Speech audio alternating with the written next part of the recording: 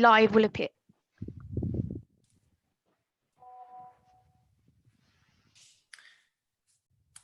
Well, good morning, everyone.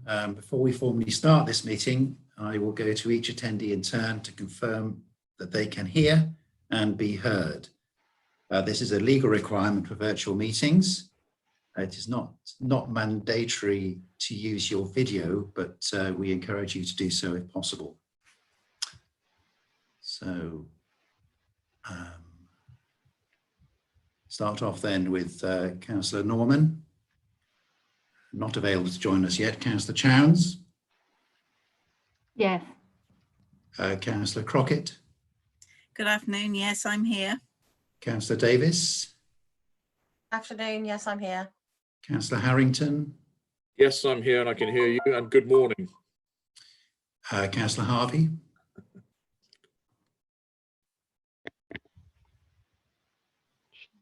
Councillor Tyler. And unmute the microphones. Yes, Councillor Tyler, I can see you. Sorry. Yes. Good afternoon. I'm here. Councillor Hardwick. Afternoon, yes, I'm present. Councillor Ginman. Yes, good afternoon. Councillor Selden. Present, thank you, Leader. Councillor Bartlett. Yes, I'm here, Leader. Councillor James. Councillor Lester. Good afternoon. Yes, I can hear. Thank you.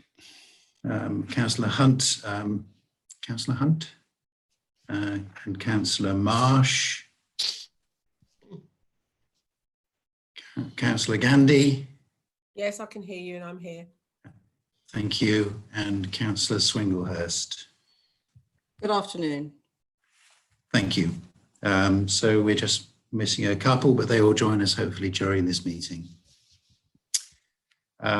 We also have a number of cabinets for officers attending. Perhaps the monitoring officer could let me know whether I need to go through that list as well. I would suggest not, Leader, and that as you ask questions of officers, that they introduce themselves to Cabinet. Thank you. So thank you. I'll now formally open this meeting. These are unusual times, and as one senior business leader commented on a call this week, there is no blueprint for this current crisis. We are truly in uncharted territory. The response of the county has been magnificent, and I pay tribute to the many people who have been at the front line of helping others and keeping our essential services functioning during this difficult time. Health and care staff, the emergency services, council staff, many of whom have been redeployed into new community response roles. Supermarket workers, postal workers. I know I cannot capture everyone here, but on behalf of us all, thank you. In the unusual environment, we must do all we can to maintain our democratic system. And for that reason, we are having this public cabinet meeting using the powers given to us in recent legislation. The main topic is to ask the Chief Executive to report on the activity of the Council so far in this crisis. As you will appreciate, this is not the first cabinet that the Chief Executive and his team have given, this is not the first report that the Chief Executive and his team have given to the Cabinet and Cabinet members. Between us all, we have daily briefings with officers, keeping touch on key issues in a fast-moving environment. The Chief Executive's report is a summary of activity since the middle of March, and I trust that those who are listening in will have had the opportunity to read at least some of the report, perhaps concentrating on areas which are of particular interest to them, which might include the availability of personal protection equipment, the continued need to support and protect vulnerable people, and helping businesses through this crisis. So I welcome you all to this first virtual meeting of the Cabinet of Herefordshire Council. I'll do my best to run this meeting seamlessly, but as I am sat by myself at home with no one to prompt me when I don't get things quite right. So far as possible, we will try to run this meeting procedurally in the same way as if it had been run in the Shire Hall. The agenda papers and other relevant information for this meeting are available for public viewing on the Herefordshire Council website. The Council is streaming this meeting live on the Herefordshire Council YouTube channel and also making an official recording. The recording forms part of the public record of the meeting and will be available on the Council's website shortly after the meeting has concluded. To ensure that recording quality is maintained, please speak as clearly as possible and keep the background noise to a minimum. Councillors are encouraged to use the headsets provided where possible, and please ensure that mobile phones and other devices next to you are turned off. Others are permitted to film, photograph and record our public meetings, provided that it does not disrupt the business of the meeting. I wonder whether it is appropriate to refer to filming, but of course someone can do that even on our laptops.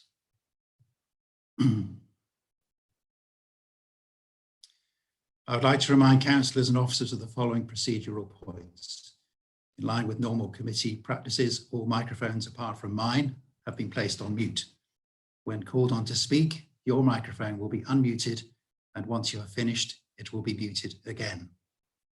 When Cabinet colleagues wish to speak, please use the blue raise hand icon at the bottom of the participants list. If the list is not visible, click the participants icon at the bottom of the main screen. I will then invite you to speak in turn. Please remember to lower your hand again after you have spoken. As we move through the agenda, in addition to discussion by Cabinet members, I will invite group leaders in turn to provide their views and questions from their group on the matter under discussion. The chat facility has been switched off for this meeting. Councillors' contributions should be offered through the spoken voice and for the public record. If any attendee loses connection, the meeting will be paused to ascertain if the connection can be restored quickly. In the event that it is not possible to recover the connection within a reasonable amount of time, the meeting will continue as long as the quorum of Cabinet members remains able to hear the proceedings and be heard. If you need to leave the meeting early, please can you indicate this so we are aware that your departure is a planned one. Where Cabinet members are required to vote on an item, I will ask each Cabinet member in turn to indicate verbally if they are for, against or abstaining. The results of the roll call will only be recorded in the minutes of the meeting where there is a requirement to record the named vote. If a Cabinet member has not been present for the whole of the discussion on an item due to technical failure, they should not vote on that item. Finally, attendees are reminded to conduct themselves as if they would if they were physically in the chamber of the council. The code of conduct remains in force, and we continue to seek to uphold the 7 principles of public life and the principles of decision making. Are there any questions about the procedures before we continue?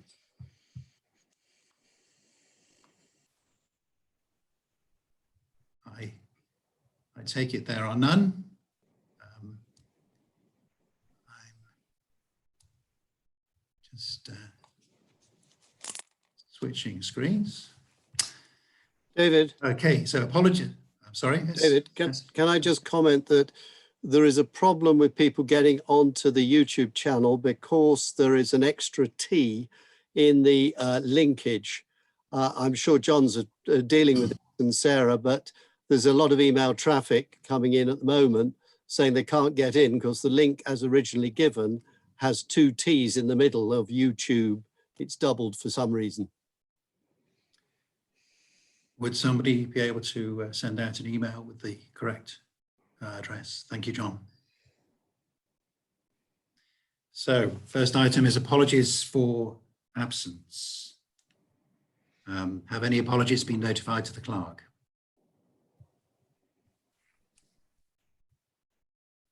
I've received no apologies, Chair. Thank you. Declarations of interest. Are there any schedule? I'm sorry, I go back to Ellie, Councillor Chowns. Should we note an apology for absence from Councillor Norman and Councillor Marsh, who are currently struggling to connect? I think that would be appropriate at this time, and then hopefully they will join us.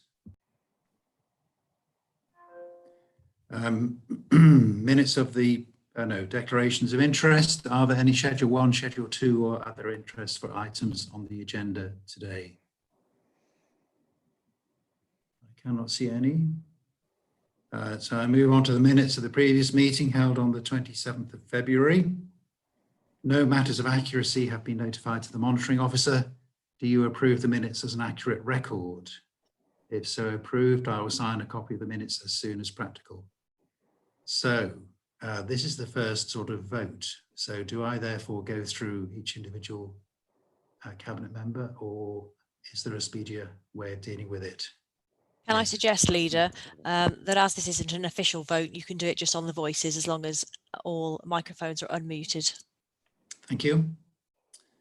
As you can tell, we're doing this, we're learning as we go along. So, okay, so all those in favour, you can unmute and say Yes. aye or yes. Aye. Aye.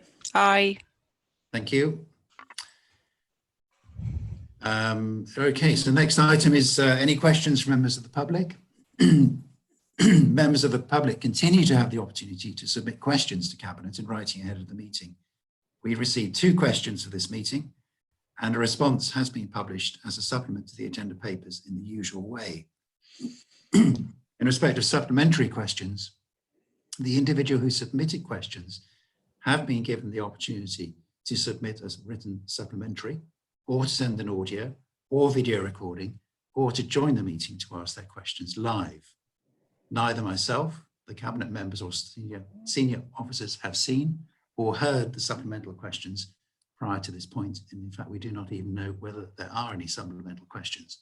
So I will now ask an officer to explain whether any supplemental questions have been received. First of all, Mrs. S. Sumner, have there been any supplemental questions? No, she has not sent through any supplemental question. And the second one is Mr. R. Powergrave. Mr. Powergrave, wish to ask a supplemental question? Again, I've not received a supplemental question from him. Thank you. So thank you to the questioners. I will now move on to the next item, which is to receive any questions from councillors. No questions have been received, so I think I can then move on. I hope the monitoring officer will stop me if I'm going too quickly or not doing things correctly. And item 6 is then a report on the council's response to the coronavirus epidemic. So this is for the Chief Executive to report to Cabinet on the response. The item is on page 23 of the agenda pack, and there is also a supplemental paper with some more detailed, more up-to-date information. Chief Executive. Thank you, Leader, and hello, it's good to see everybody again, and thank you for your time considering this report, which is to Cabinet to consider the response by Herefordshire Council to the coronavirus epidemic in the county and its impact on the county and indeed the council.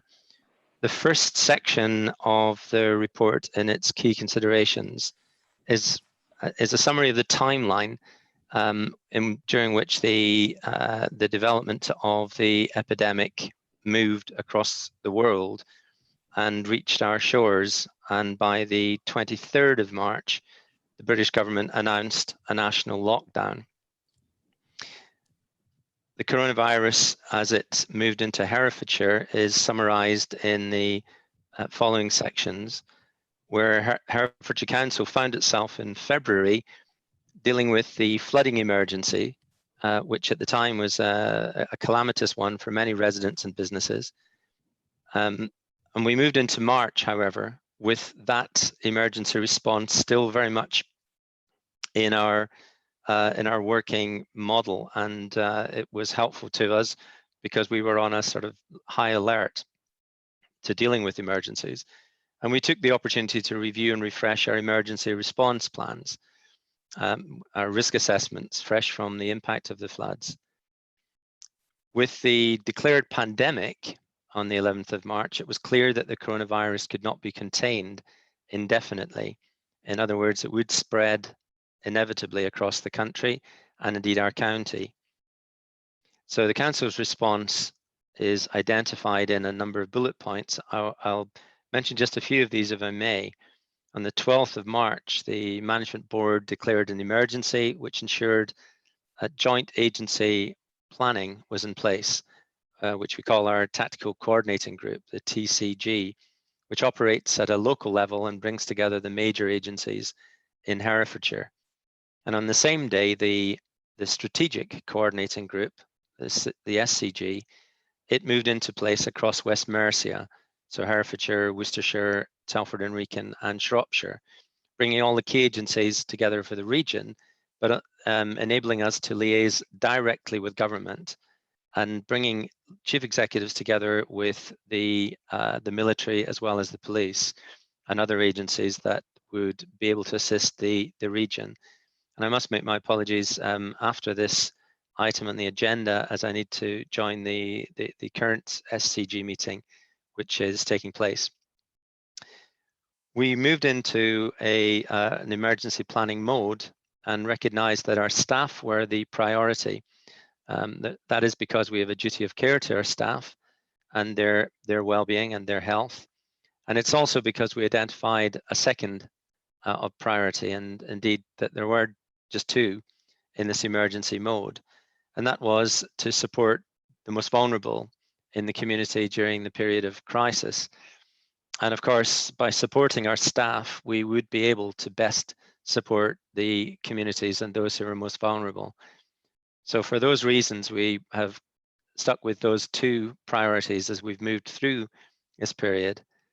And we moved into it by taking some early decisions to create some platforms, one of which we're on and operating on just now, in terms of continuing the proper management of the organization, the communications within and outside the organization.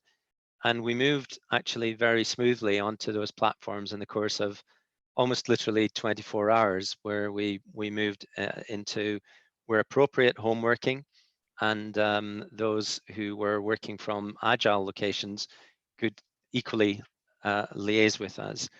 And that has been working extremely effectively. We established a helpline, which was designed to be ready to take calls as the SHIELD program, the SHIELD operation, which government announced was set in motion to shield the most vulnerable in their community. And we sent letters out to the 80,000 residents, which was partly to reassure those residents that we would continue to be providing services during this period, but also to ensure that they had a contact point for the helpline and for our website. So they could always contact us if they had any particular issues that we could help them with. And that's proved extremely valuable. We also moved into place with a new hub, which was designed to be there to take food emergency supplies, and also, as you mentioned earlier, Leader, PPE, personal protective equipment, which began as a very important aspect of key workers and is now extremely high, if not the top priority from pretty well every key worker in the country. And I think most people and possibly those who are listening will be very familiar with the acronym PPE by now. But it was always something that we saw as extremely critical to our operations. So the hub that we created was designed to be able to take food supplies for emergency purposes, and also to take stock of PPE and distribute it where that became important. And that's become an expanding operation. We've been working very effectively with our local GPs, our hospital, and indeed other agencies, police notably, through the Tactical Coordinating Group at a local level and at the West Mercia level.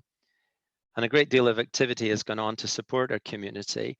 And I would add to the thanks that you've already given, Leader, to the indeed thousands of people in our communities who have stepped up to assist the most vulnerable.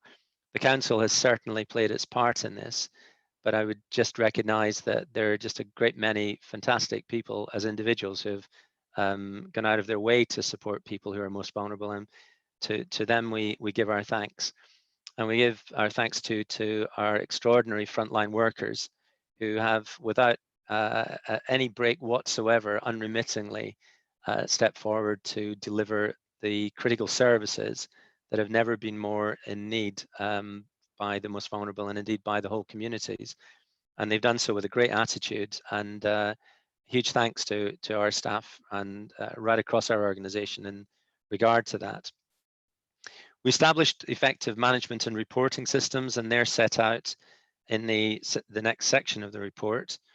In order to be able to ensure that we were reporting to Cabinet, which we've been doing, as you'll be aware, on a regular basis, reporting to group leaders equally frequently, and reporting indeed to our MPs and into other key groups, which could feed into central government. And that's been very important because it's been a very fast-moving environment, as I think everyone is aware. Government policy and changes to policy have been taken at a very regular basis, and our inputs have played a very significant part along with the inputs from councils across the country, but we've certainly played our share in this. So we're able to establish at a very early point effective working between management and staff, and across the organisation. I'm aware also that as Cabinet members, you stepped up to this platform and other platforms really without any hesitation and very, very rapidly. And I do appreciate how quick quickly that was done. It's certainly for the likes of me, if I can do it, I have a confidence that many other people can do it in terms of the technology, but the technology has been very, very important to us. And it's recognized that that's been, I think, a very smooth transition. So thank you to Cabinet members and group leaders for that. I move on in the report to describe the situation in regard to PPE, personal protective equipment, and to summarize where we are. And I forwarded a supplemental note yesterday to give you and our residents an update on this. Our current position in PPE is a good, a satisfactory one, but I caveat that strongly, as every time I've talked about PPE, in terms of there is a situation around the country where demand for PPE appears to be outstripping supply, and there's been an irregular and unbalanced level of supplies reaching councils. Most recently, yesterday, in discussion with chief executives from around the country, some were reporting receiving only up to 10% of the PPE supplies through the direct route from government.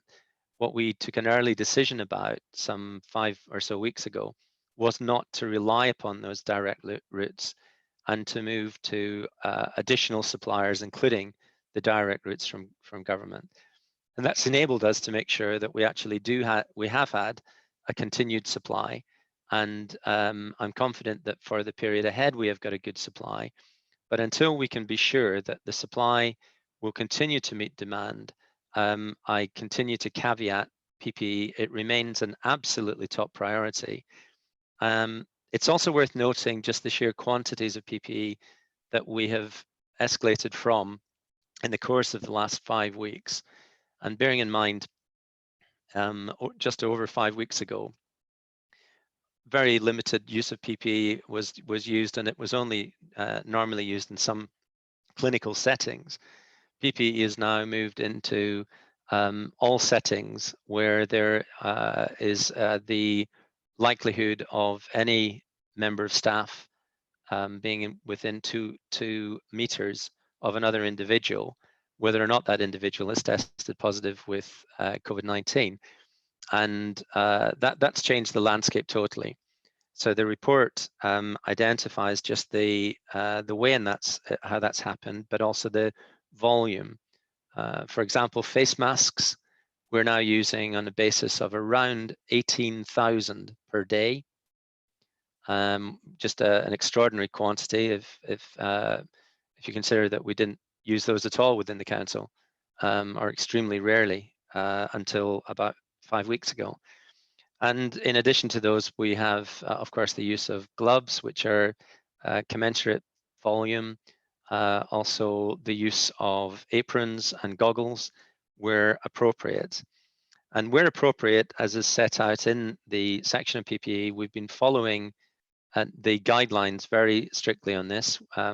Wherever the guidelines have changed, we've moved with them, and we've ensured that our staff have received and will continue to receive PPE. We've also been supporting significant others, and that includes many in the care home setting. We've also had requests from other particular groups, such as bus companies, who have requested hand sanitizer, and we've been able to support with hand sanitizer. And it's also, if I may, just to thank two private companies when we put the call out within the county to see if there was any local manufacturer who didn't currently make hand sanitizer, because we didn't have the luxury of that. But could any local producer actually turn their hands to this? And within days, two did so. And within a week, they started providing us with hand sanitizer by volume. And we've been able to secure that those volumes, and it's been really tremendous to have had that sort of support. We're very grateful for it. And I noted in the report Chase Distillers and Celtic Marches who have supported us with this. The care homes and domiciliary care situation is described in the next section, and it's of tremendous importance to us as a county. As a county, we have a higher proportion of those over the age of 65, and amongst them, many of the most vulnerable in the county. And of course, the care home sector has always been of great importance to the council, as we've reported for many years to residents. Very high level of the overall expenditure of the council is in the area of social care, nearly 70% of our expenditure, and care homes and domiciliary care account for a very substantial amount of that. So we've regarded the care homes for many weeks now as an absolutely central part of what I might describe as the battleground with the virus. And quite rightly, the NHS has been identified for a long time as the front line, but from our point of view, the front line has also included both the care home sector and domiciliary care. We've been working very closely with that sector, and whilst I caveat again strongly any sense whatsoever that we will do anything other than keep our eyes very firmly focused on the constant activity in that sector, by comparison to other areas of the country, we're in a relatively sound position in the care home sector in terms of the levels of infection within the homes in the care homes. But that is simply to recognize too that every single infection is a concern, and we are very closely working with the sector to minimize and do everything we can to take action whenever an infection is known, and to do everything we can to prevent infections by ensuring that hygiene protocols are followed, PPE is available, and where we are able to determine this, that if there are staffing issues within a care home due to the sickness of COVID-19, that we will do everything we can to assist, and we have systems in place to do just that. I would mention also in point 28 of this section, I give reference to a letter that was sent by the Care Quality Commission and the NHS on the 17th of April, just a couple of weeks ago, to the care homes across the country, which, whilst I'm sure seeking to be helpful, actually stated in a relatively short letter in 2 points that there was no need for care homes to provide information to local authorities.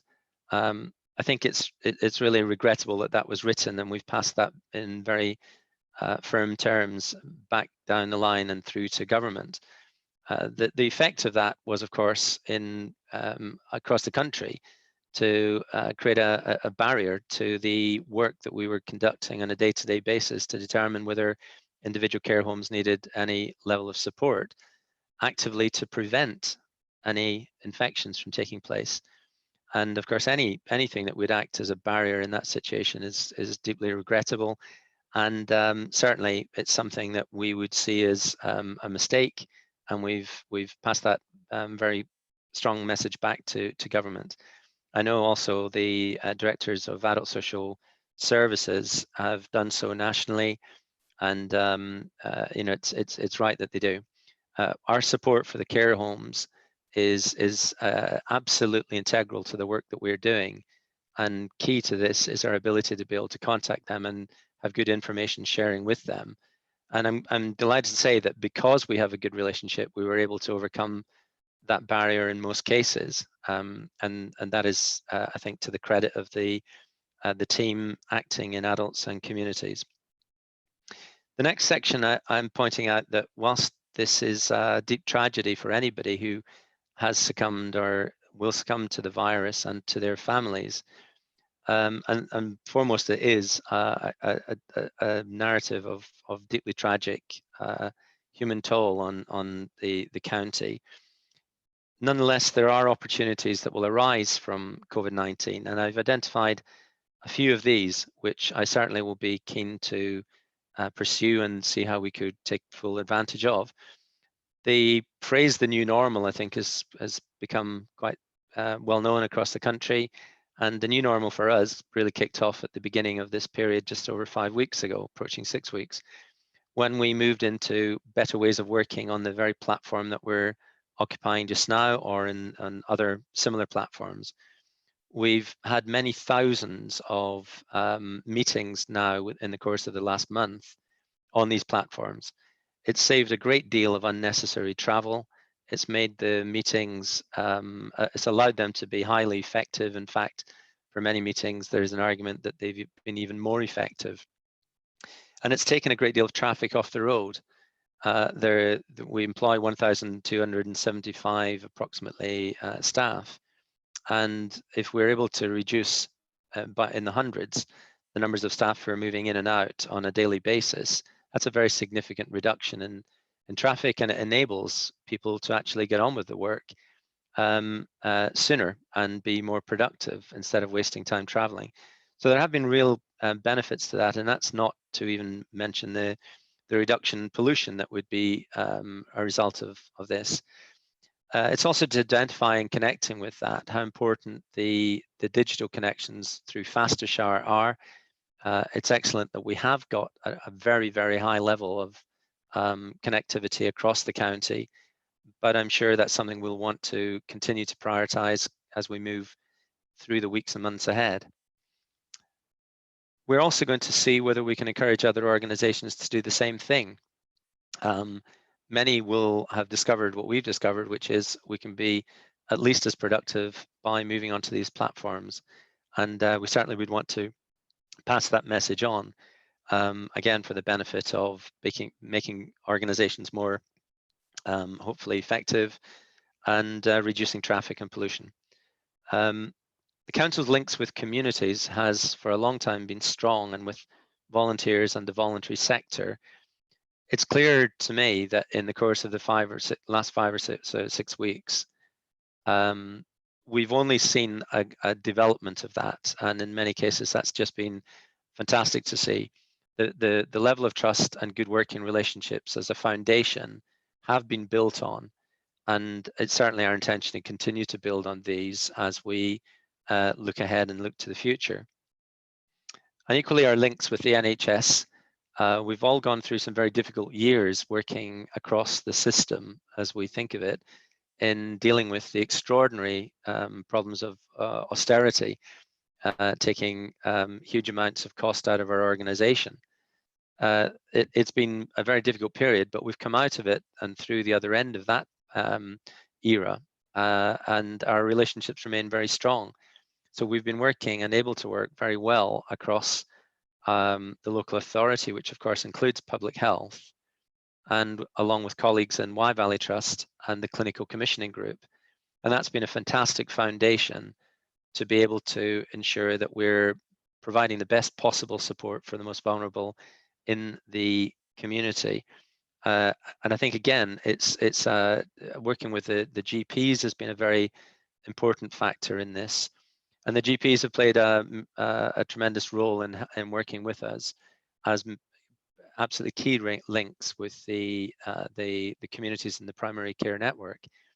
It's also been very clear how they have progressed themselves, with so many appointments now having moved on to an online or virtual service with our GPs.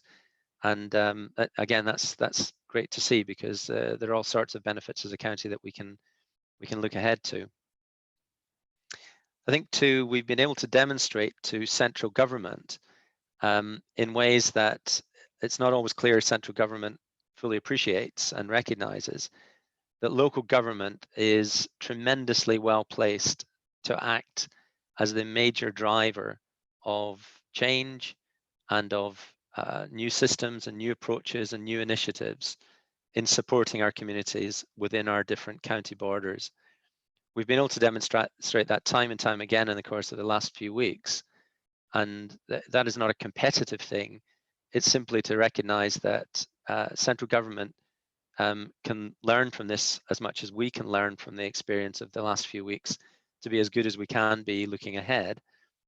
Because in some cases, it's been clear to me that central government has rather aimed to impose a new approach or a new system into the county and so across the country. It's not, in my view, been a better system. It's simply been another system, and in some case, a worse one. And I think, you know, we can certainly, and we are passing the message through to government, trust and respect and understand your local authorities, because we do day to day tremendous work, and we would want to continue to be in that central role, moving things forward in the months ahead. So the next section is indeed about that looking ahead, and we do see opportunities in how we can approach the continuing challenges of working in a COVID-19 environment. You and residents will be only too familiar with the projections of how this may play out in the period ahead as a virus. It would seem inevitably the case that we have got a long journey ahead of us. How long that will be will, I think, depend very heavily on the availability to vaccinate the residents of the county, let alone for a vaccine to be discovered. And the best minds in this have got drawn a timeline that this may be of the order of 18 months. It's certainly not a short period. It's very clear that the residents of the county have done a fantastic job in respecting the rules, the regulations, the guidelines that have been identified for social distancing and for staying at home to save lives and to protect the NHS and protect our top community services. They've done a fantastic job in doing that, and we need to continue to remind people that that remains absolutely paramount at this stage. The government is not setting any date for unlocking, and my best judgment would be when it does so, unlocking would be a gradual thing, because otherwise we would move back into a period of reinfection. So in looking ahead, it does appear likely that we will be seeing more familiar use of face masks. That is something that's been of great interest to, I think, everybody across the country. And indeed, people across the country are making their own decisions about this.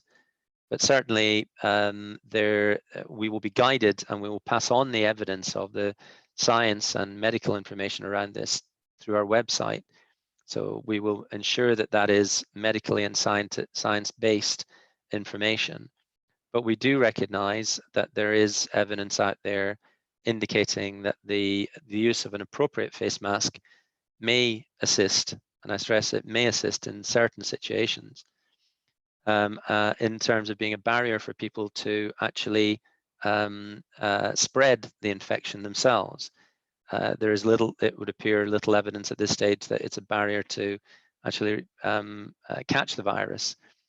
But there are significant caveats about the use of face masks in terms of the handling of them and the need for people to ensure that they continue to follow social distancing and washing hands and ensuring that the hygiene protocols remain paramount, because the use of face masks, it does appear very clear, cannot in any way substitute those things, but they may supplement them. But we do recognise that is something that is very firmly not only in our staff's thinking, but also in the general public. I'll be holding a webinar Q&A tomorrow with staff, and the early questions coming in have made it clear that they're very interested in what the working environment would be like and whether face masks would be part of it. I moved on to the next section about our workforce, and it's really, if I may, to summarise I think a very helpful point, which is of all our neighbours and within the wider region, we've got a lower and a significant lower of our workforce who have been unwell and absent through sickness. And I think that's hugely to the credit of the staff. They've continued and got on with the necessary work. And whilst, again, it's not a competition at all with our neighbours, it's noteworthy that we are the lowest of the known staff sickness levels across the region, which is good to see. And the staff indeed have responded to, Leader, you mentioned the redeployment of staff, which we introduced around about 5 weeks ago. We redeployed staff from a range of different areas. The example I've given in the report relates to, we stopped charging for car parks in order that key workers, no matter from what organisation, could actually park closest as necessary to their point of work. And by doing so, it freed up a significant amount of our staff, who we redeployed into the enforcement of social distancing and avoiding gathering in places in our communities. So we've been working directly alongside the police on this, and that's worked extremely well. We've redeployed a lot of staff into working on the helpline, and we've had to add that redeployment and more than double it in order to be able to really make contact with all those people in the county that we've identified working with the NHS, Wye Valley Trust and our GPs, who we believe to be most vulnerable, and that number exceeds 5,000, and it's been necessary to contact every single person to determine that they are getting the support they need. And we redeployed staff into that direct role, and again, they've played an absolutely critical role of this.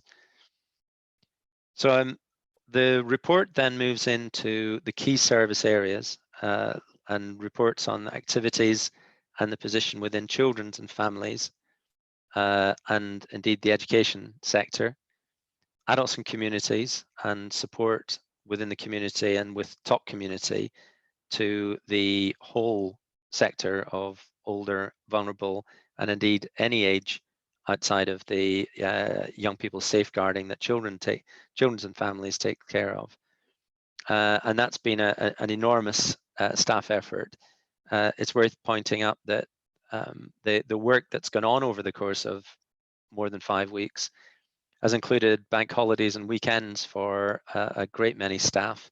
It's been continuous, and it's been well outside of the norm of normal working hours. And I pay tribute to staff right across the board in regard to their response on this. It's been terrific to see. Public Health's summary of their report is included in the next section, as is Top Community, our approach to supporting the communities right across the county. It's been a tremendous development of an already strong service to our communities, and we're going to continue to build on that. So the report moves into a report on the hospital discharges and increasing capacity and supporting these. That's been a very important area for us to look at. There's in section 89 on point 89, the Hillside Centre is referred to, which will add significant extended capacity for people to step down into care there. And we are now also planning on adding further capacity for step down beds to ensure that we fully are able to meet the demands of the most vulnerable, and indeed we recognise that the most vulnerable are very often able to, with some rehabilitation and some additional period of care, move back into their own homes and supported by domiciliary care.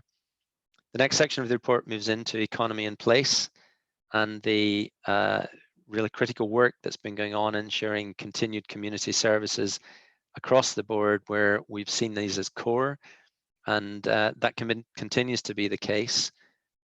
We've also played a really important role in working with the business sector, and as we move into the corporate services section of the report, the importance of ensuring that the grants that government has made available to businesses and passed through to local authorities to administer has been absolutely a top priority for us. Our aim has been to ensure that the grant money gets to businesses as quickly as is humanly possible, and we've been able to do so. And the supplement report from yesterday gives you the most updated position in this. It's a very strong overall position, and I really would just like to highlight the role that the whole of the finance team have played in this.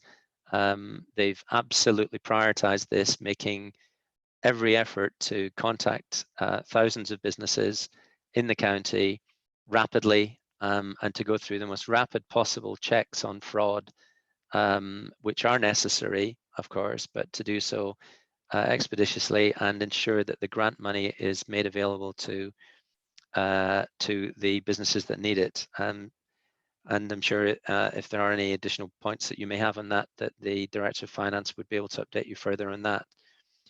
So, Leader, that is the substance of the report. The resource implications that I refer to are enormous for not only our council, but for councils across the country.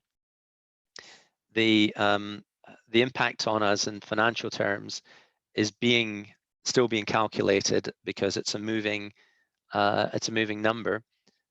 We are, of course, going to be vigilant to the rising costs, meeting the cost of PPE, personal protective equipment, supporting people in the most extraordinary ways that previously were never part of the work of the council, be it supplying them with food where they may have been at risk of having no food and drink, all sorts of areas where we've had to make further investments. And again, the government it has certainly been able to support us, and as with other councils in the initial period. But I would make the point that our estimate of the impact on finances simply for the first 3 months of COVID-19 are such that we will require further funding from government, as will councils across the country. We are in a relatively sound position because we came into this crisis in a financially relatively sound position. However, the impact of very high levels of expenditure cannot be met indefinitely without appropriate funding. And so our message to government will continue to be that we will require the funding of this. And indeed, we recognise that the Secretary of State, Jenrick, has made very clear commitments to ensure that the expenditure that local government needs to make across the country in support of the activities to deal with the crisis will be costs that the government will meet in due course, so long as these are appropriate and reasonable. And we believe that the expenditure we've made has been appropriate and reasonable. So we will be pressing government in due course for the assurance that the additional costs will not remain a burden to local council taxpayers and business taxpayers, but indeed need to be met by government. But Leader, that is the substance of my report. There is a section on risk management, which I've identified some bullet points. But back to you, Leader, if you have any recommendations for additional areas that we should be looking at and that you may as a cabinet wish us to look at, or indeed any questions that I or my colleagues could answer. Thank you, Chief Executive. That's very comprehensive. It's quite easy, isn't it, to get into the detail, to look at finances and all that kind of thing, and forget the cost of lives, people who've died, care workers, hospital workers who have sacrificed their lives. So I think perhaps now might be an appropriate moment just to have a minute's silence, whilst we just reflect on maybe those we know who have died, those in our community, the people who've helped. So we just bow our heads for a minute's silence.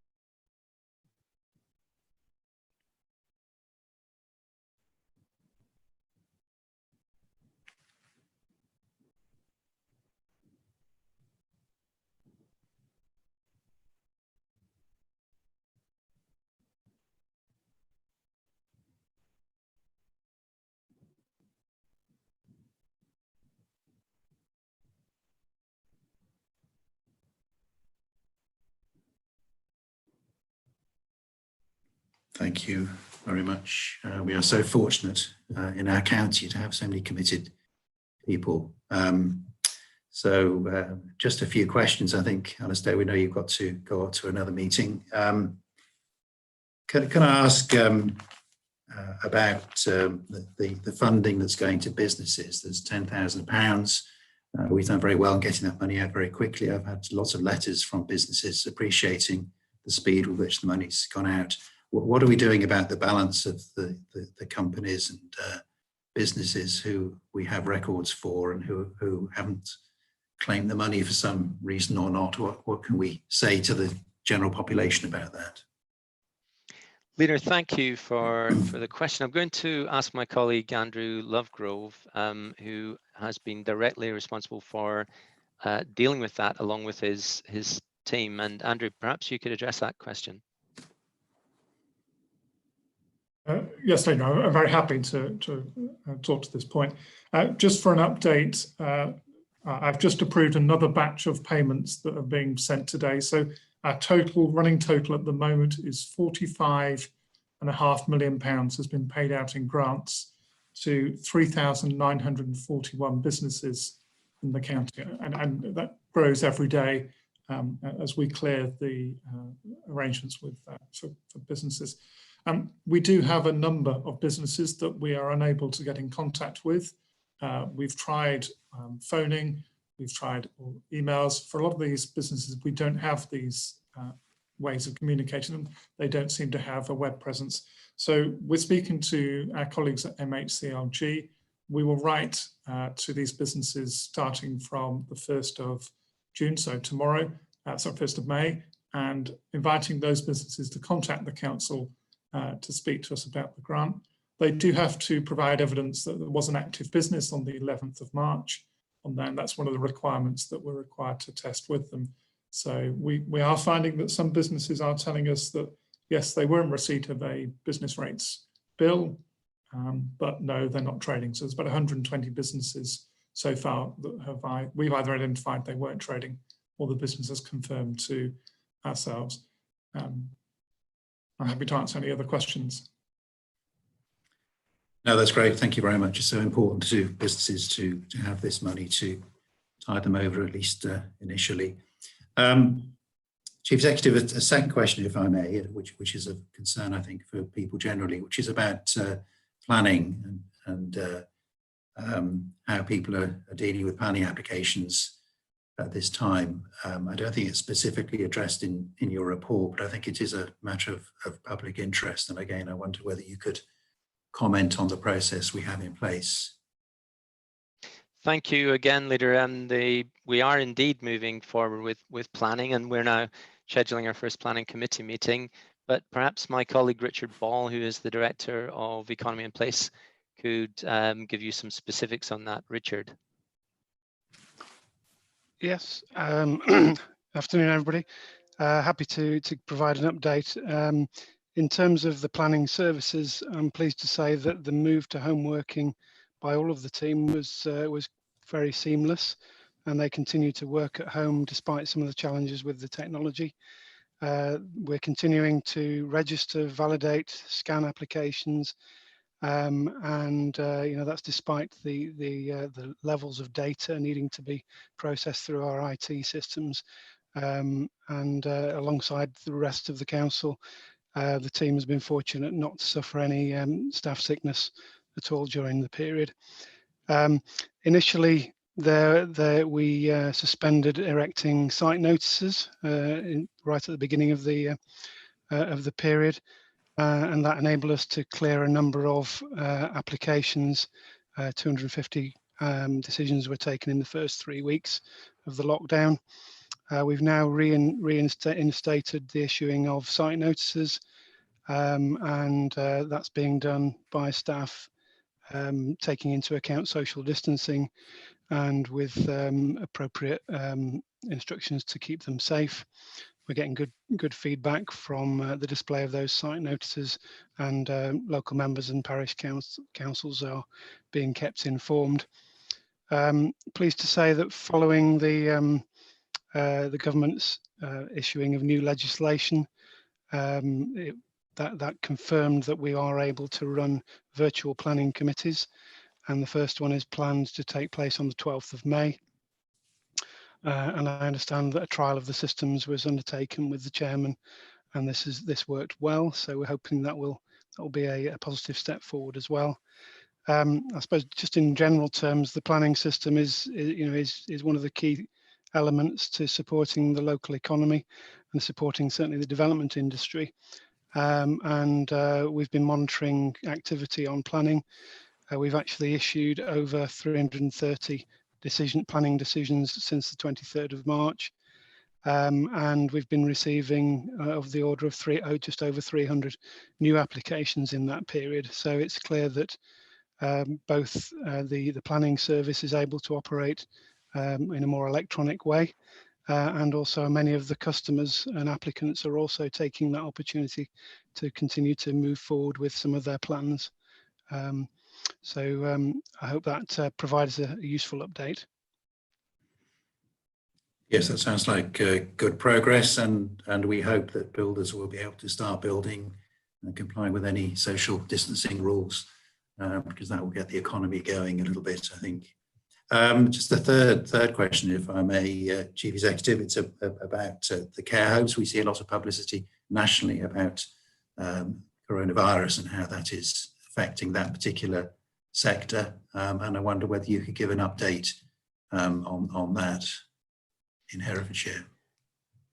Thank you, Leader. And I mentioned in my report what I think we've got good evidence to say is the effective way in which we've been working across the system, but particularly working through our adults and communities and top community approach to supporting the most vulnerable, and indeed our care homes. It's absolutely been at the sector at the centre of our support interest, and we believe that it's reasonable to say that we're in a somewhat better position than many others around the country. But as I said earlier, I caveat that we need to make sure that we remain very vigilant. But I'm going to ask the Director of Adults and Communities, Stephen Vickers, to give you the most up-to-date picture, Stephen, on the care home sector.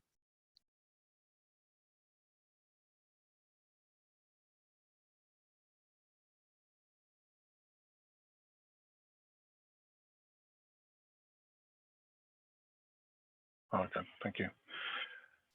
Yes, well, I mean, first of all, thank you very much to our care home sector and for those that are working alongside them, because they have performed fantastically. I think that's absolutely fair to say. We currently do have some homes that have COVID obviously within them. It is a relatively small number in comparison to others in the region across the country. And as I've reported in the supplement to the Chief Executive's report, it's around about 13% of our care homes that we would class as red, meaning that those homes have evidence or are at risk of having COVID in them, some kind of evidence that there is people who are symptomatic. So that compares with some areas of the country which are much higher. We have to be slightly cautious. I think the Chief Exec has made that clear on more than one occasion, that we're not comparing apples with oranges, but overall the sector is performing really well, and the teams around them are performing particularly well. We've put in place a very proactive approach to support the care homes across the whole sector. The council's played a lead role in not just developing the concept behind our care provider support hub, but also implementing that alongside our colleagues from Wye Valley Trust. So there's a lot of proactive work that goes on with the homes on a day-by-day basis, and we have a better system in place as a result of that hub in terms of intelligence gathering and risk assessing. And then we also are able to respond where we feel that there is a risk or the homes need extra support.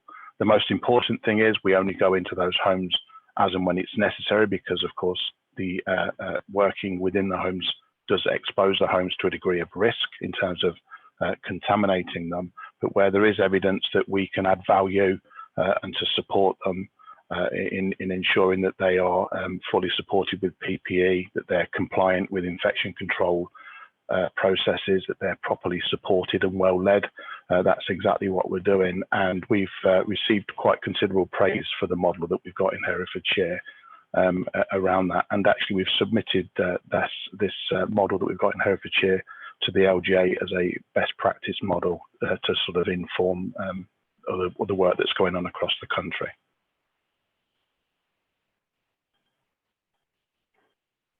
Stephen, thank you for those comments. I'm going to divert from normal process now, because Alistair's going to have to go off, and obviously the Cabinet has had many opportunities to ask him questions.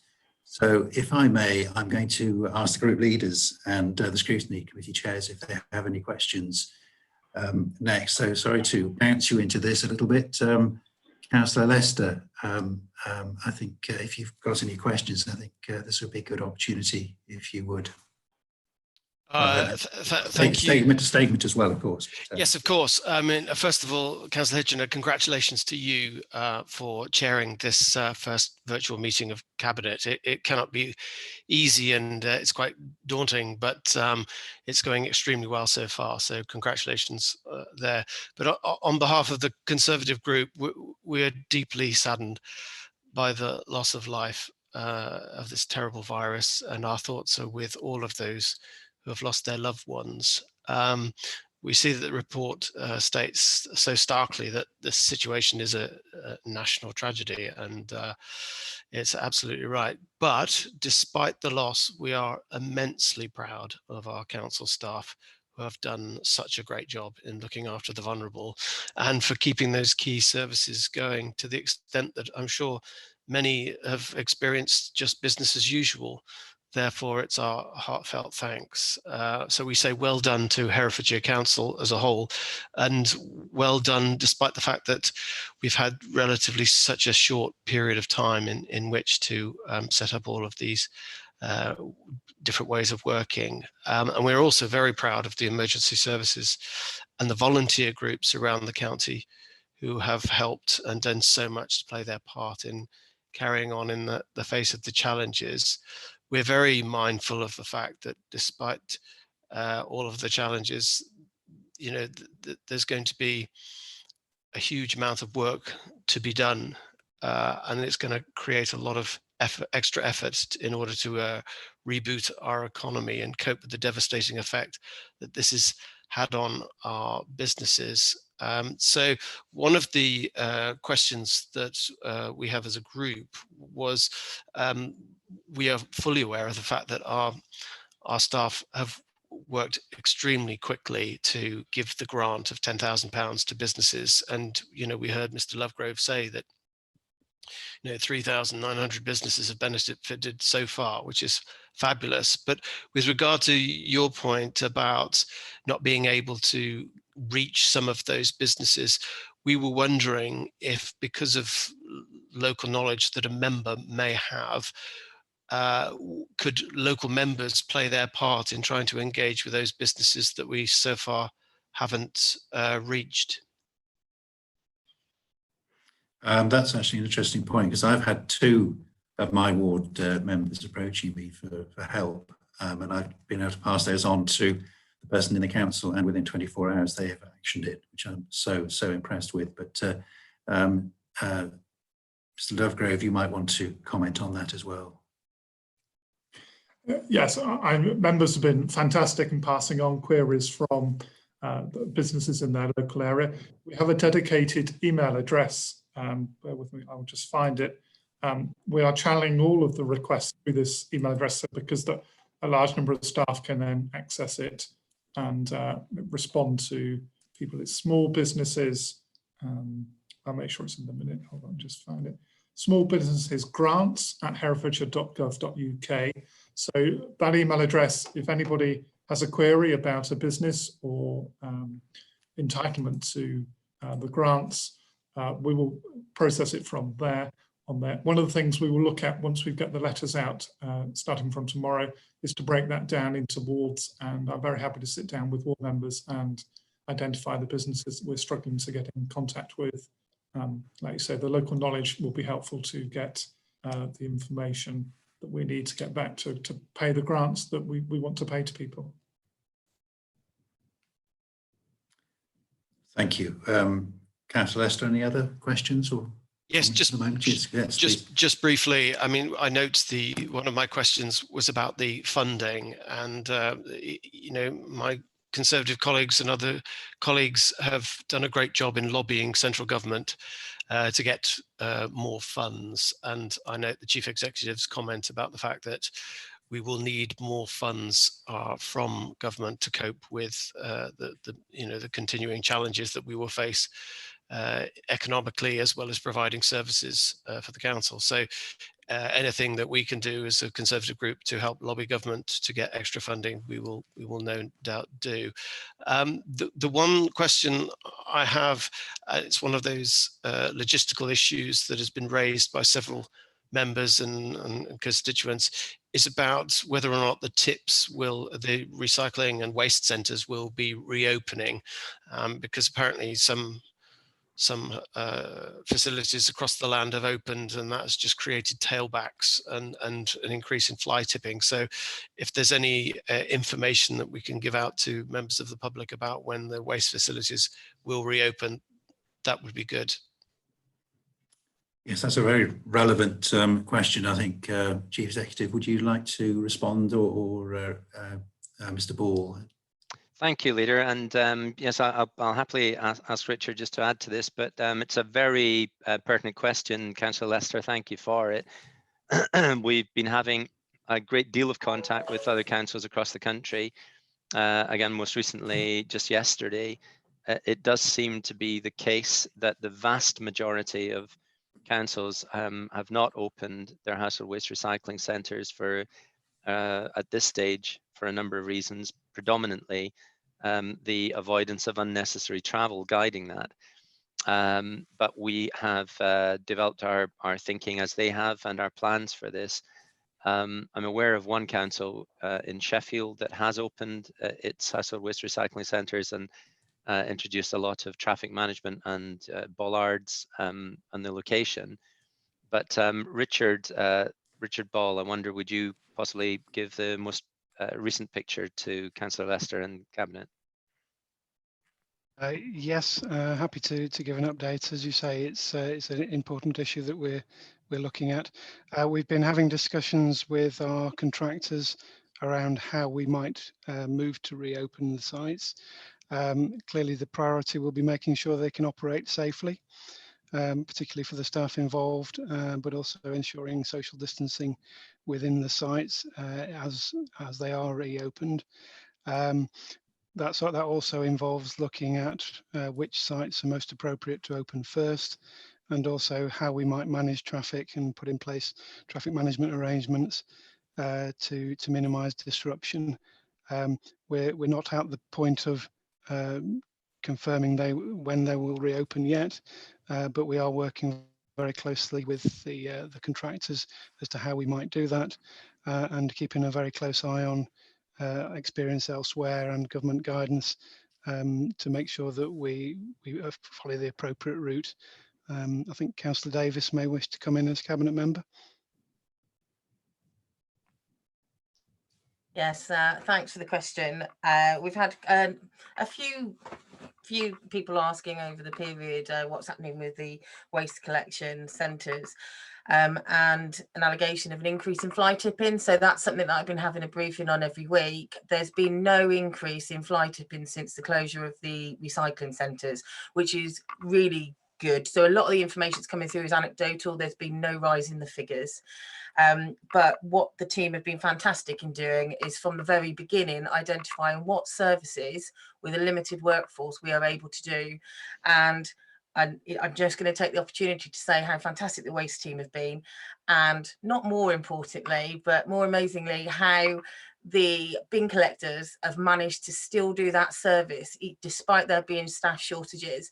And I believe that there's been no complaints of anybody not having their waste collected. So I just wanted to give a huge thanks to them, because sometimes they're forgotten as key workers.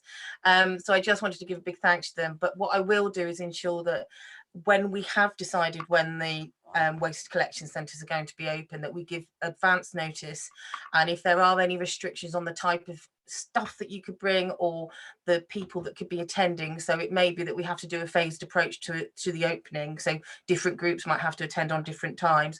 We will make sure that that's publicised, and I will make sure that all councillors are let known of that well in advance of them opening, so that you're able to relay that messaging back.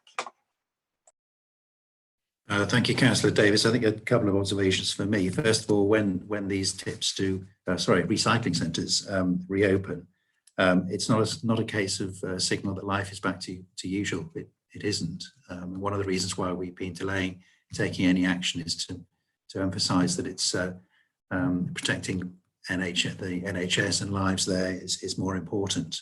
So when they're reopened, I hope that people won't think that life is now back to normal. And the other is really, to Councillor Davis's point, it's about communication. It's about people being patient. If 1,000 vehicles turn up on the first day with their rubbish, they won't be able to get rid of it. So if as has been the case throughout this time, people can be patient and understanding, and the council will do its best to communicate how this release is to work. It's not going to be straightforward. But of course, the longer we leave it, the more rubbish there will be, and the bigger the potential problem. Councillor Lester, do you have another question? I'm not sure how many I'm allowed to give you, actually. No, well, I know, Chair, that Councillor Gandhi would like to ask a question that's related to children's services, and I think you indicated that you were prepared to allow scrutiny chairs to ask questions. So if you're allowing of that, I will hand over to Councillor Gandhi, if that's okay. Yeah, Councillor Gandhi. Hi, thank you. Yes, I mean, across the country, there has been some concern about the level of children or parents taking up the offer of attending school, not so much in cases where they are frontline staff, but in cases where they are recognised as having vulnerable children. And I just wanted to know, whether this is a significant issue in Herefordshire, and what measures we're taking to try to address this. Chief Executive, I think that's probably one for Mr. Baird. Leader, yes, I think so. In fact, I was just going to comment that Chris Baird on my screen looks to have a halo above his head as we speak, so probably well placed to answer this one, Chris. Thank you very much. It looks like a slightly darkened halo, unfortunately. Maybe needs some polishing. Good afternoon, everyone. And just to begin by adding my thanks to all the people who are supporting children and families, the schools and settings, all the staff who've been working in them over the period of the past 5 weeks, including keeping them all open over the holiday period. The efforts of all those staff are to be praised and congratulated, including all the efforts they've done in terms of supporting families with food, some colleges and some schools making PPE equipment. So a wide range of activity that's gone on. It's been tremendous, as has the work of our own council staff in adjusting to the new world and endeavouring to do as much as they can to keep vulnerable children safe. I'd also like to just recognise that for children and young people, the results and the impact of this lockdown currently are profound, and in all sorts of ways in terms of their lives and the disruption for them. A lot of them are used to living in part in a virtual world, perhaps more so than some of us, but even so, it's been a really dramatic change in their lives. And also for those who are due to take exams. You know, the effects on that and the different ways of thinking about their lives and their futures are only just beginning, really. So I just want to acknowledge that. Councillor Gandhi is quite right that the basic and fundamental advice has been for everyone to stay safe and stay at home and protect the NHS. But also for children who are vulnerable, the message from government and also through us locally has been where it's possible and safe to do so, where they have no underlying health conditions that would put them at severe risk, then actually they should would benefit by attending a school or a setting. That's an early years and also college setting. The actual attendance nationally and locally has been low, very low in terms of the overall numbers that could attend. And so over the past 3 weeks, we've been working with schools and contacting families and following up those conversations to encourage attendance. That has started to pick up after the Easter holidays. So schools and settings were remaining open. There was provision available, but obviously there was the traditionally the national Easter holiday as well. So certainly since that holiday period has ended, we have seen an increase in the number of vulnerable children. Those are children with a child in need plan or supported through a child protection plan attending. And as of Monday, 60 pupils attended out of a total number of around 600 that were represented in that cohort. That's a doubling, which shows you how low really in terms of overall numbers those pupils attending are. So we're continuing to work with schools and settings and then follow up with individual families, and we're doing some more work in this week and next week, following up in relation to early years and attendance at early years, and then looking at wider attendance for vulnerable children who aren't open to social care but still fall into the government definition of vulnerable, and who we think we can talk to the families about attending would be beneficial for them. The council has continued to provide transport wherever that's been required, so that shouldn't be a barrier either.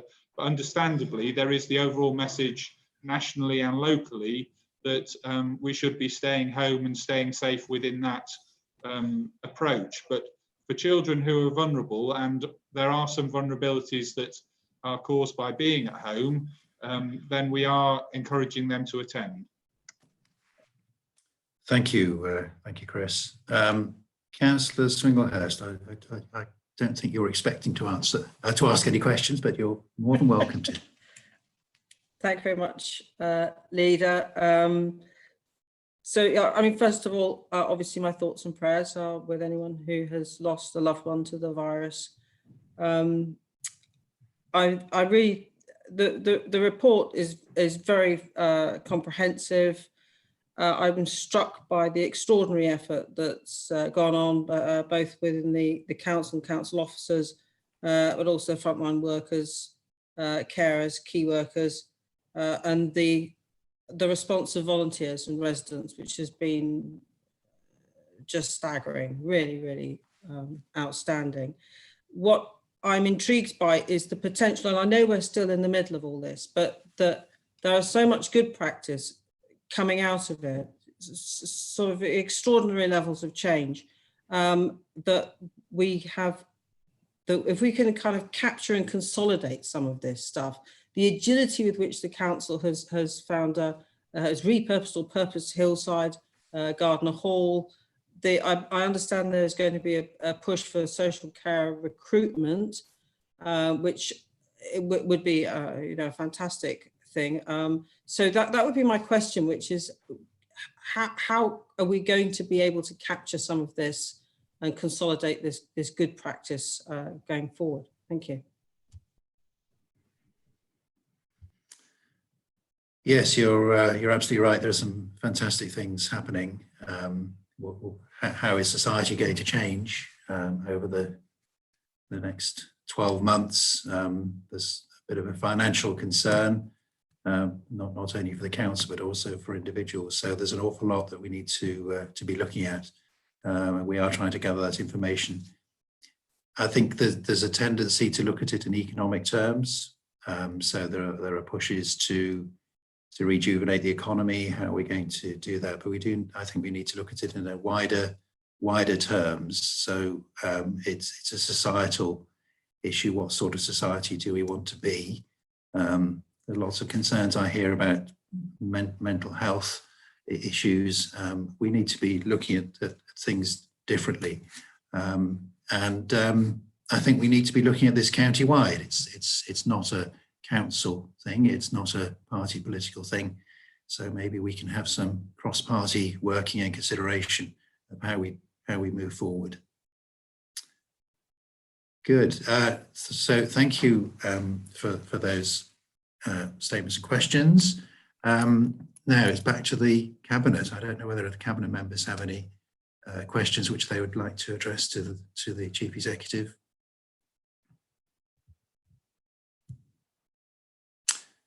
No, I see none. Oh, Councillor Chowns. I just think it's worth noting for the record that, and I think you've mentioned, we as a Cabinet are meeting with the Chief Executive very regularly. So the absence of questions at this moment reflects more the fact that we had the opportunity to ask them all this morning and the previous week and so on and so forth.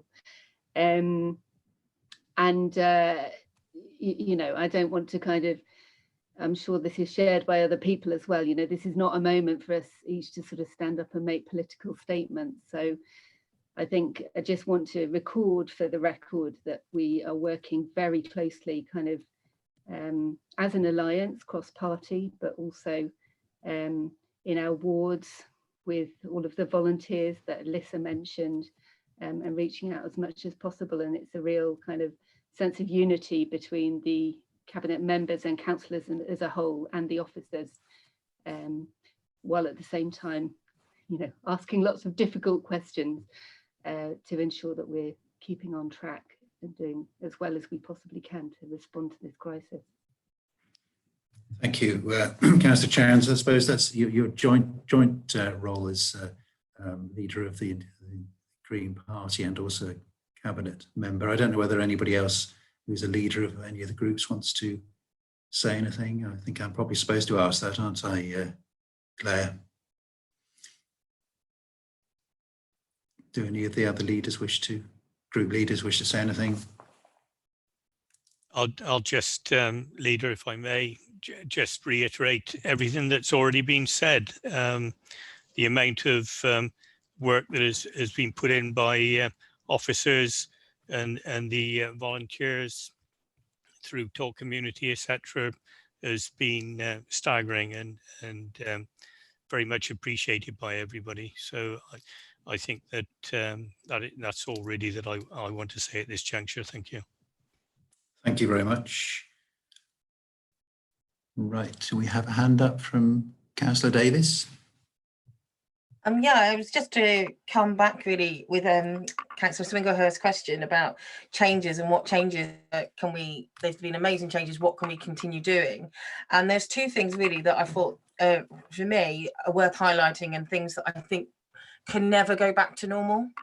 And that is, firstly, I'm really grateful and lucky to work for the NHS and be a county councillor for Herefordshire Council. So I can absolutely say, without a shadow of doubt, if there was anybody before that thought that the organisations didn't work properly together, that has been blown out of the water.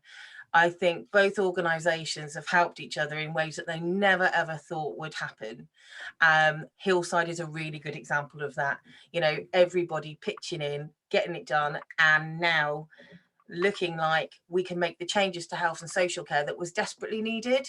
And those junctions now have been made, and I don't believe that we can go back to previously working in silos. I think that Herefordshire has now got its footprint for future health and social care, and I'm really excited by what it looks like. The second one is around the leisure and culture services, and I think one of the things that has happened previously with that is that they've been seen as, from many councils, as a would like to have rather than a would need to have. And this pandemic has shown that the need for leisure, it's one of the reasons you can go out of your house is for a walk, which clearly shows the impact on your physical and your mental health. Joe Wicks is a really good example for children doing their PE lessons every single day. Actually, cultural services has come into its own. We have borrow books for the library services, which we've been having up to 100 users a day joining the library, which just goes to show how important those services are to people, especially when they're in social isolation. And we've got lots of little book clubs that we're doing online with Facebook. And I think that's something that was missing for such a long time. And I think it was because perhaps our services didn't have that opportunity to breathe and say, right, what do we look like going forward? What does a modern council, library, archives, museum services look like? And they're transforming now in response to the COVID. And I think that that's something that we absolutely will never go back on again, which is that we've got a modern online library that anybody can have access to. You can, and we, in fact, what we're doing now, Richard Ball and I, after our briefing, is no longer looking at how many people use our self-service kiosks. We're saying, how many hits have we had on our website? How many books have we had taken out? So it's little things like that, such as changing the way that we're monitoring the success of services. So hopefully those kind of things will stay in for the future. Thank you very much for that. So unless I am mistaken, I think we'll draw that item to an end. I think the recommendation would be We've got questioners, leader, sorry. Oh, I'm sorry. Right. Thank you for interrupting. Yep. I can't see any hands on my screen. Would you like to, someone who can see all the screens? Councillor Selden and Councillor Harvey have their blue hand up. I think Councillor Harvey was before me. Yes, I can't see the blue hands for some reason on my screen, so someone else is going to have to take over that role. Councillor Harvey. Yeah, I was just saying from the finance perspective, that looking at how we'd go forward and build on some of the good relationships that have developed as a consequence of this. You know, when we get the other side of this, we're going to need to work very, very closely and make every single pound count, walking alongside business, walking alongside third sector and charity organisations, as we have been doing through this crisis, to make sure that every pound that each one of us has got is used as well as it possibly can be. And the amount of communication and sharing of planning and working together will be very much a big part of that. And, you know, I'd just like to go on record and say how valuable as a cabinet we're finding the daily situation reports that are coming from the management team through the chief executive. And that even though we're kettled in our own homes, we're feeling very connected and very involved in the day-to-day decision making that's having to go on, and the speed with which officers are able to act and respond to a very fast-moving picture is truly impressive. Okay, I think Councillor Selden. Yes, thank you, Leader. I'd just like to say that I'm really heartened to hear Councillor Lester's comments about aiding in the lobbying of the central government, because we really do have to get central government out of this top-down kind of mentality that seems to have pervaded them since they were elected in December. And that was amply illustrated by the chaos that ensued in Hereford yesterday over the testing regime in Merton Meadow, where the top-down let's come in and sort Herefordshire out mentality resulted in 2-hour queues, which weren't there before. So I thank Councillor Lester for that, and let's carry that forward and put pressure on MPs to let local government do its job without them interfering, except when it's needed.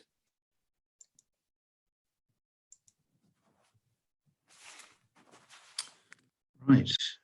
And Councillor Ginman, leader. Thank you. Thank you. I just wanted to follow on a couple of the comments that have been made by other councillors in regard to the fact, and Councillor Chowns made the point very well, that there is a lot of discussion going on, and it may well be recorded in our minutes of cabinet meetings, but it is important to understand that there's a lot of liaison occurring.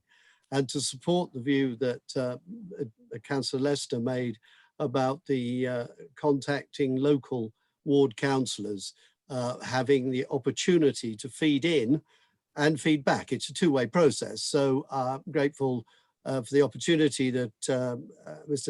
Ludgrove has made in saying that he's got problems contacting certain people. Well, let us help you, and vice versa. Those who might tune into this and are having problems, come to us, we might be able to help you. That's what we're here for, and that's what local government is about. And it's trying to ensure that that communication works. I think one of the lessons, to go back to Councillor Swindlehurst's comment, which I think is really important, is that we're communicating via a system and a means which requires broadband, requires access, requires the ability to have a computer. Now, as many councillors know, and Cabinet's only too well aware, I do somewhat champion the rural community and the fact that there is very often not access. If ever there was a lesson of the need, this coronavirus outbreak has quite brought it to the fore, because there's plenty of people out there who would love to engage and be involved and be able to get their messages across. But frankly, they do not have the level of access yet. And it has to be something that we really do tackle very seriously and accelerate and put pressure on government to ensure that we can get that connectivity, because that is certainly a matter of the future. And again, if I may just take up on the last point of Councillor Selton with regard to Councillor Lester's lobbying, please remember that every time there is a stepwise change from government, that it probably needs a stepwise change by society. If you suddenly decide that you want to have people going out and doing things and they've got to wear masks, somebody has to produce them. Sadly, production tends to usually be on a gradual process. Government tends to want to change on a stepwise basis. The two do not match and do not meet, and therein we get a problem. And we were discussing this morning the fact that the agricultural sector has a heavy reliance on the use of personal protection equipment. Suddenly, it does not have access to it, and therefore there is a difficulty that arises when you swamp the demand and don't think of those who use it every day of the week normally. So many who are working with sprays, working with dust, working in grain environments, working in woodworking, etc., all use PPE. Suddenly, if government says, let's all do X, we've got to remember where we get it all from. And in lobbying, wherever we get the opportunity to try to ensure changes are smooth, please, let's all do it. Thank you. No more hands, leader. Thank you. I'm going to take my life in my hands a little bit now, because I'm going to suggest that we do have a resolution, which is along the lines of the following, and tell me well, we'll see how it goes. I suggest that the group leaders consider how the groups might work together to ensure that the learnings from this crisis are captured for the benefit of the county Now, the exact wording we might need to change that a little bit, but I think it would be great if we could work together. And I just wonder whether anybody on the cabinet would like to comment on that. It's sorry to jump this one on you, but the idea is the group leaders would get together and have a discussion to see how we might be working together. Does anybody agree with that proposal? Councillor Chowns, leader. Yeah. Good plan. Sorry, Councillor Chowns, say again. Good plan. We need a plan, yes. No. Good plan. A good plan, yeah. Thumbs up. Councillor Chowns, are you happy to second that proposal? Yes. This has not been discussed by the cabinet beforehand, so it's totally. Does anybody want to talk to it or against it? Reprimand me afterwards or whatever. Councillor Norman, leader. Councillor Norman, Thank you. for joining us. Really, I think we all sort of came in at the same time, but to repeat that, I'm very happy to second. I would have been, you've got one now, and so I think it's an excellent idea, and not only an excellent idea, but actually essential that we do this. It's really important that we do manage this in some way. So do we have someone in the distance? Okay, well, it is a cabinet meeting, so we'll follow that up. Well, first of all, is that resolution agreed? All in favour? Would you like to go on mute and say aye or no? Aye. Any against? Aye. No, nobody against. So we'll follow that up, hopefully with the next group leaders meeting, and we'll ask for comment from the group leaders, the other group leaders at the moment. Okay, so we move on to item. Let's see.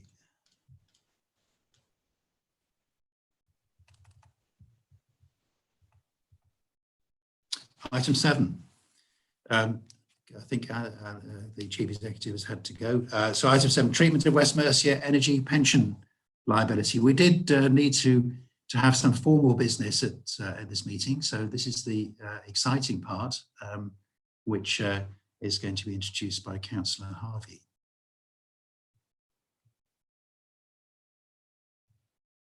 Thank you, Leader. There's a lot of detail in this report, but in essence, what we're looking at doing here is allowing the energy company, which is owned jointly by Herefordshire, Shropshire, Telford and the Wrekin, to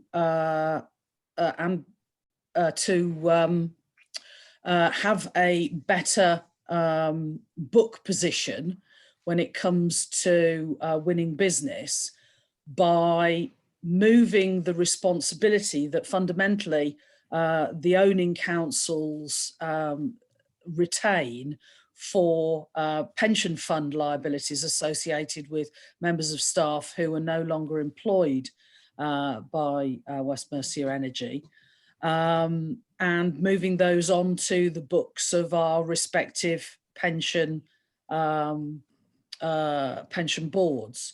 So each local authority is having to basically come to the same decision that we're prepared to do this. It doesn't change the situation financially for us, because ultimately, as the owners of this company, we end up having that responsibility now. It's just changing the position of where in our respective sets of accounts that liability is being recognised. And it will be dependent on the other local authorities that share ownership in also coming to an agreement that the proposal here in this report they also agree to. But this is our bit of that jigsaw puzzle. And the detail in the report indicates how we've arrived at that position. But if there's any detail that Mr. Lovegrove would like to provide to further put this decision in context, I'm happy for him to, and happy to answer any questions from councillors.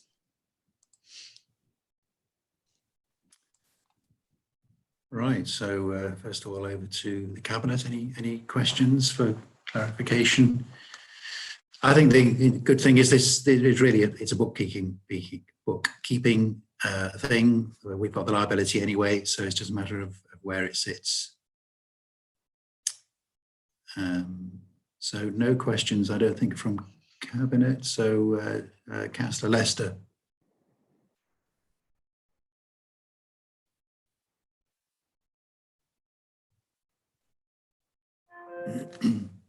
Yes, Councillor Lester, we can't hear you at the moment. I don't know why that is, whether one of the corporate service people can help. Is it the headphones thing? How about that? That's much better. Much better. Yeah.